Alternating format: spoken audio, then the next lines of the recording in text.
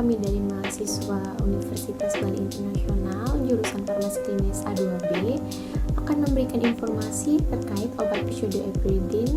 Dan sebelumnya, perkenalkan terlebih dahulu dari kelompok kami. Saya sendiri Felix Penise, NIM 171200179. Halo, perkenalkan nama saya Kusuma Dewi, NIM 171200188, Prodi Farmasi Klinis A2B. Perkenalkan, nama saya Depututi Kastiasari, NIM 171200189. Perkenalkan, nama saya Deputus Ritya Wijaya, NIM 171200171, Prodi Farmasi Klinis. Baik, di sini nama saya Kada Alana Diasa, NIM 171200172, Farmasi Klinis. Nah, materi yang pertama yaitu terkait tentang deskripsi dari obat pseudoephedrine. Di mana pseudoephedrine itu merupakan obat salah satu simpatomimetik yang bekerja secara langsung di otot polos dan jantung dan secara tidak langsung dapat membebaskan non-adrenalin. Di mana penggunaan utamanya adalah bronkodilatasi kuat sebagai dekongestan.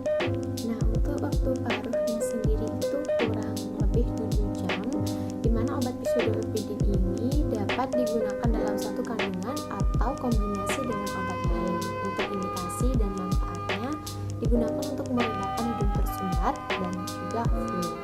Untuk kategorinya itu merupakan obat golongan bebas dengan golongan dekongestan. Baik, di sini saya akan menjelaskan untuk pseudoephedrine bisa dikonsumsi oleh dewasa dan anak-anak.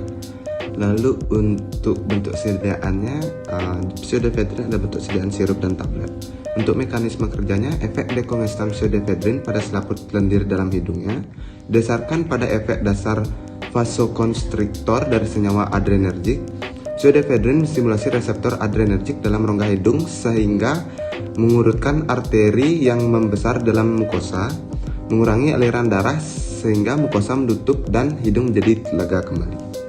Ada beberapa efek interaksi obat yang dapat terjadi jika pseudoephedrine digunakan bersama dengan obat lainnya, antara lain yang pertama dapat meningkatkan tekanan darah atau TCA. Agen simpatomimetik lainnya misalnya dekongestan, penekan nafsu makan, psikostimulan. Yang kedua, dapat melawan sebagai efek antihipertensi dari metildopa, alfa, beta blocker, betilium, betadidin, guanidin, dan derisoquinin. Yang ketiga, efektivitas dan penyerapan obat jika digunakan bersama dengan kaolin. Yang keempat, peningkatan risiko terjadinya krisis hipertensi dan efek samping yang fatal jika digunakan bersama dengan obat golongan inhibitor monoisme oksidase seperti isokarbosasid atau selegin.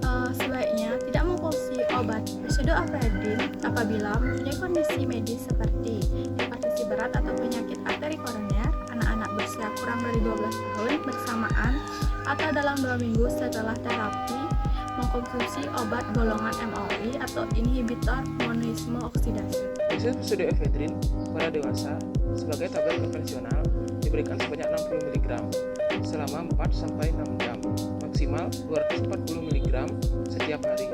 Sebagai tablet pelepasan diperpanjang diberikan sebanyak 120 mg selama 12 jam atau 240 mg per hari.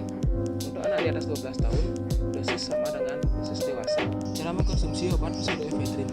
Pseudoephedrine dapat diminum sebelum maupun setelah makan. Selama mengkonsumsi obat ini, sebaiknya menghindari makanan ataupun minuman yang mengandung kafein seperti kopi, teh ataupun minuman yang bersoda, karena dapat memicu terjadinya efek samping obat. Nah, setelah teman-teman mengetahui indikasi dari mengkonsumsi obat pseudoephedrine, teman-teman juga harus mengetahui efek samping dari mengkonsumsi obat ini. Efek samping obat oleh WHO dikatakan sebagai respon terhadap obat yang tidak diinginkan yang terjadi pada dosis yang biasanya digunakan untuk profilaksis, diagnosis, dan juga terapi penyakit.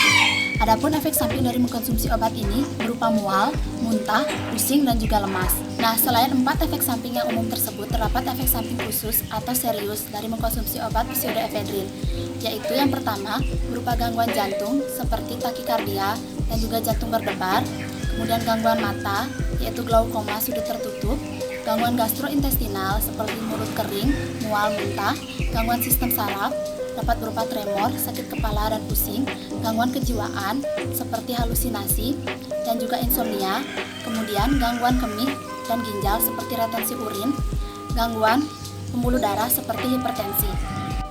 Nah, setelah kita mengetahui efek samping obat pseudoephedrine, kita juga harus mengetahui bagaimana penyimpanan obat ini. Obat pseudoephedrine dapat disimpan dengan baik pada suhu ruang antara 20-25 derajat Celcius, terlindung dari cahaya langsung dan juga tempat yang lembab, serta jauhkan dari jangkauan anak-anak.